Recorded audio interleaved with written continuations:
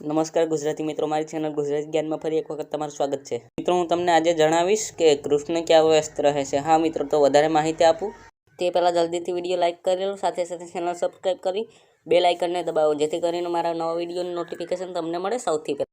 મિત્રો, તમે વજ્રાસ્ત્ર વિશે તો જાણતા જ હશો। હા, તે ખરેખર પ્રબળશાળી અસ્ત્ર છે અને તે કૃષ્ણની શક્તિનું પ્રતીક છે। હા મિત્રો, દિવ્ય વૈકુંઠ આકાશમાંના કૃષ્ણલોકમાંની ગાયો ગમે ત્યારે દોહી શકાય છે અને હા, ઈચ્છા અનુસાર જોઈએ તેટલું દૂધ આપે છે।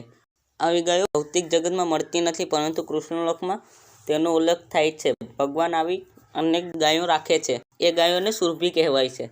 કહેવાય છે કે ભગવાન ગાયોને ચારવામાં વ્યસ્ત રહે છે। તો મિત્રો, કેવો લાગ્યો વિડીયો? તમને પસંદ આવ્યો હોય તો તમારા મિત્રો સાથે જરૂર શેર કરો અને હા, ચેનલ ઉપર નવા આવ્યો છો, ચેનલ સબસ્ક્રાઈબ કરી સાથે સાથે બેલ આઇકનને દબાવો, જેથી કરીને નવા વિડીયોની નોટિફિકેશન તમને મળે સૌથી પહેલાં। તમારો બહુમૂલ્ય સમય આપવા બદલ ખૂબ ખૂબ આભાર।